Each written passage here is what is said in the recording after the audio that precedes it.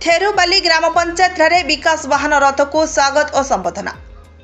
कोलोनरा block अंतर्गत थेरुबाली ग्राम पंचायत कार्यालय परिसर में विकास वाहन रथ को स्वागत और धरित्री अबा जनजातीय गौरव उत्कर्ष अभियान शुभारंभ कार्यक्रम अनुष्ठित हो जाइछि। थेरुबाली ग्राम पंचायत पीओ जे बेणु तत्वावधान आयोजित कार्यक्रम में मुख्य अतिथि भाव कोलोनार पंचायत समिति उप अध्यक्षा श्री हलधर हिमिरिका जोगदे शुभारंभ करथिबा बेले सम्मानित अतिथि भाव बीडीओ रीना प्रधान, थेरुबाली ग्राम पंचायत सरपंच पुलाका ममता जोग देथिले। पंचायत कार्यालय में विकास वाहन रथ पहुंचवा परे भव्य स्वागत करा जाई थेरुबाली ग्राम परिक्रमा करा जाइथिला। एथि सहित सरकारक विभिन्न जनहितकर योजना संपर्क में जनसाधारण को अवगत करा जाइथिला। परे एलईडी माध्यम रे राज्य सरकारकर एक वर्ष मध्य पदक्षेप नैथिबा विभिन्न जनहितकर कार्य को लोकों को अवगत करा जाइथिला। एही अवसर में स्वास्थ्य विभाग, वन विभाग, मत्स्य विभाग, अंगनवाड़ी कर्मी और मिशन शक्ति तरफ उभय स्थान रे प्रदर्शनी स्टॉल करा जाइथिला।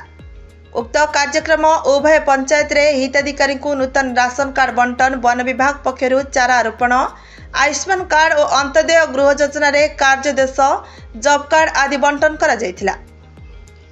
कार्यक्रम को जीपीडीओ प्रशांत पाढ़ी परिचालना करथिबा बेले पेशा क्लब कोऑर्डिनेटर अमित कुमार गांडा, ऑडियो अशोक कुमार नायक, जोगाण सहायक विशिकेशन लिमा प्रमुख सहयोग करथिले। कार्यक्रम में समस्त वार्ड मेंबर, स्वास्थ्य कर्मचारी, ओएलएम और मिशन शक्तिर सपोर्ट स्टाफ उपस्थित थिले। मना होची हलधर अमेरिका कोलनारा वाइस चेयरमैन आज जो 11 वर्ष केंद्र सरकार राज्य सरकार 1 वर्ष पूर्ति उपलक्षे जो विकास यात्रा बाहर से विकास यात्रा रो वार्ता देवाई आपण मीडिया तरफ वार्ता पहुंचाई चाहूँगी। केंद्र सरकार 10 वर्ष पूर्तिर उपलब्धि आम पाई सारीचु एवं राज्य सरकार उपलब्धिर मध्य आरंभ हो जाइछि। यथा ये जो सुभद्रा योजना अंतर्दय गृह योजना माध्यम जना पड़ी आमको 5 वर्ष निश्चय केंद्र सरकार जहाँ पाई सेटा आम उपलब्धि हेबु महानमाझी सरकार तरफ। एटा हमर आज वार्ता। नमस्कार, मो ना हूँ अशोक कुमार नायक, एडीओ थेरुबाली जीपी। आज कार्यक्रम में ओडिशा सरकार 1 वर्ष पूर्ति उपलक्षे विकास वाहन कार्यक्रम ग्राम पंचायत स्तर पालन कराई।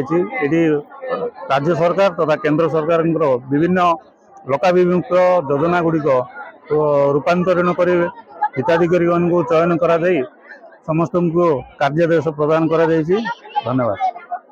Bureau report Subhadra news.